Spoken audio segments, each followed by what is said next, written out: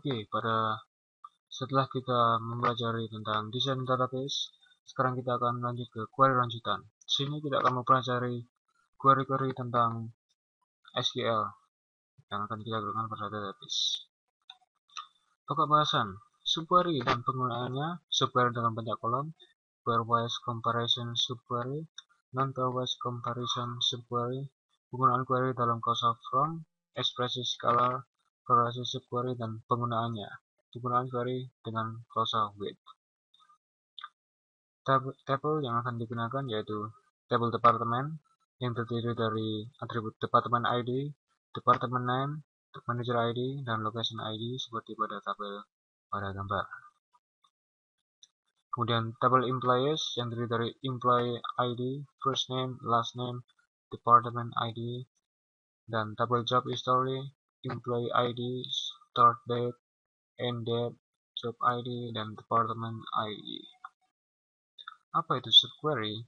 Subquery adalah statement select yang dilampirkan sebagai klausa dalam SQL statement yang lain seperti pada gambar yaitu select from where.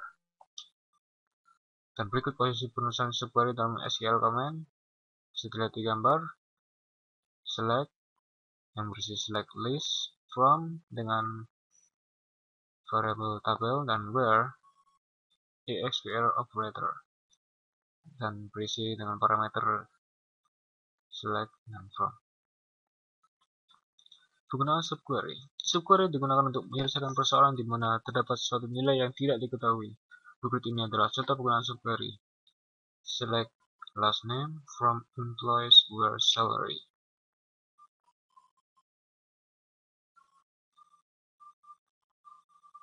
Dan hasilnya adalah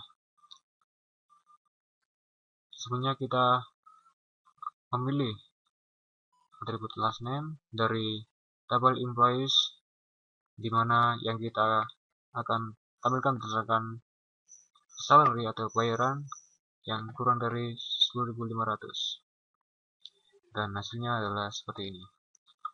Jadi pegawai yang mempunyai nama-nama seperti King, Kochar, Dihan, Apple, Arsen, James adalah pegawai yang sudah terselect berdasarkan query ini. Subquery banyak kolom. Pada subquery banyak kolom, tiap baris dari main query dibandingkan dengan nilai multiple row dan multiple kolom. Berikut contoh perbandingan dengan banyak kolom dan baris. Di mana main query yang berarti where, manager dan berisi parameter manager ID atau department ID in, dan subquery-nya adalah seperti pada gambar 190. Pembandingan kolom. Pembandingan kolom dalam subquery banyak kolom dapat berupa pembandingan berpasangan atau pairwise comparison subquery, dan caranya seperti pada gambar yaitu select employee ID, manager ID, department ID dari from tabel employees di mana manager ID dan department ID, dan employee ID not in 108,114 yang berarti ID dari pegawai. Pembandingan tidak berpasangan atau non-pairwise comparison subquery. Ada 2N. Penggunaan query dalam causal from. Query bisa digunakan dalam causal from untuk membentuk tabel temporer. Query semacam ini dikenal juga dengan istilah inline view karena tidak membentuk objek database. Berikut ini contoh penggunaan query dalam causal from. Select a.lastname, a.salary, a.department ID, dan b.salary dari tabel employee yang mempunyai variabel a dan berparameter department ID, salah VG, employees, dan grup by department ID. Di mana ada department ID sama dengan b.department ID dan SRD lebih besar dari b salah VG. Hasilnya adalah seperti pada tabel berikut, terdapat tabel last name, salary, department ID, dan salah VG. Query di atas menunjukkan nama dan gaji pegawai yang gajinya lebih besar dari rata-rata gaji pegawai pada departemen tempat dia bekerja. Berikut contoh penggunaan scalar subquery dalam ekspresi case. select employee ID, last name, cash, dan department ID sama dengan select department ID from departments where location ID sama dengan 1800, dan Canada, else USA, and yang berarti location dan from double employees. Berikut ini contoh penggunaan skala subquery dalam ekspresi order by. Yang di order by yaitu department name dari departments, dan dimana department ID sama dengan di department ID. Kolorasi subquery. Kolorasi subquery digunakan untuk pemrosesan baris berbaris. Tiap-tiap subquery dijalankan sekali untuk setiap baris dari outer query.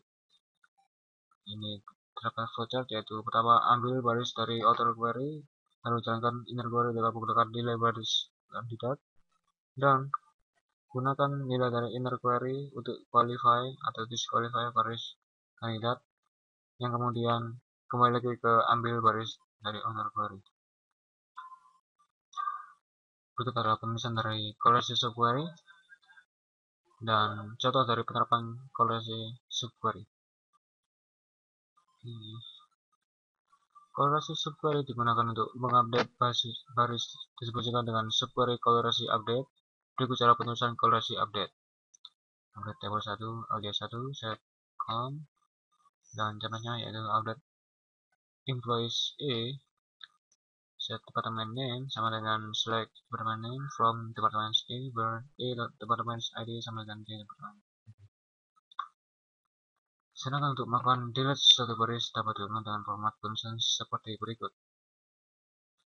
Terdapat delete from dan tabel 1 alias 1, dimana where column operator, dan contohnya bisa dilihat yaitu delete from tabel employees A, where employee ID sama dengan parameter yang seperti pada gambar.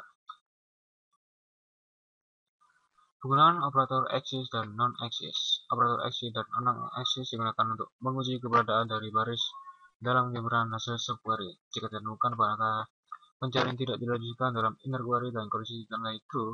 Jika tidak ditemukan, maka kondisi ternilai false dan kondisi pencarian dilanjutkan dalam inner query. Contoh penggunaan axis terdapat query-query seperti gambar, dan hasilnya bisa dilihat yaitu ada tabel employee ID, last name, job ID, dan department ID. Contoh penggunaan non-axis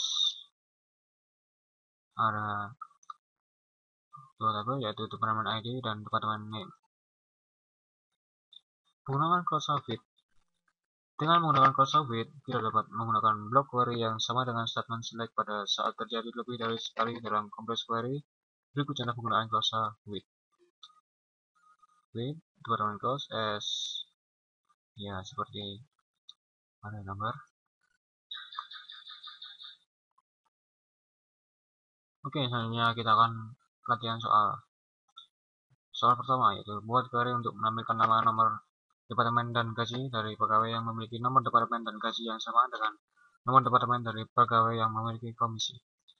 Soal nomor 2, yaitu buat query untuk menampilkan nama pegawai, nama departemen dan gaji dan pegawai yang memiliki gaji dan komisi yang sama dengan gaji dan komisi dari pegawai yang memiliki location ID 1700. Buat query untuk menampilkan nama pegawai, tanggal mulai masuk kerja, hire date, dan gaji untuk semua pegawai yang memiliki gaji dan komisi seperti yang dimiliki oleh pegawai yang bernama Kocar. Buat query untuk menampilkan detail dari nomor pegawai, nama pegawai, dan nomor pegawai yang dapat tinggal di kotanya, nama kotanya diawali huruf T.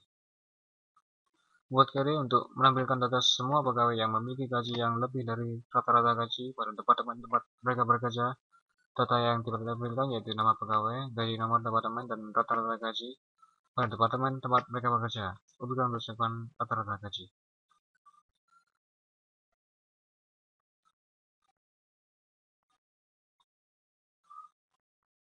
Oke. Dan soal nomor 6 yaitu tampilkan semua pegawai yang tidak memiliki supervisor. A. Cara pertama menggunakan operator non-axis, dan B.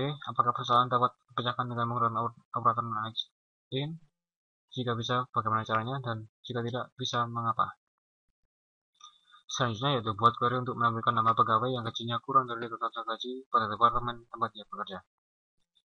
Dan buat query untuk menampilkan nama dari pegawai yang memiliki satu atau lebih kolega teman satu departemen, di mana kolega tersebut masuk lebih akhir tapi memiliki gaji lebih tinggi. Buat kriteria untuk menampilkan nomor pegawai, nama pegawai, dan nama departemen dari setiap yang ada. Buat kriteria untuk menampilkan nama departemen dari tiap departemen yang memiliki total gaji di atas 1/8 dari total gaji keseluruhan pada perusahaan. Gunakan kuasa with untuk menuliskan query tersebut bernama summary. Buat query untuk menampilkan pegawai yang memiliki gaji yang lebih tinggi dari gaji semua sales manager. Caranya yaitu job_id sama dengan sal_man untuk berdasarkan jumlah gaji dari tinggi ke rendah. Oke, selanjutnya kita akan menjawab pertanyaan-pertanyaan yang sudah saya bacakan tadi.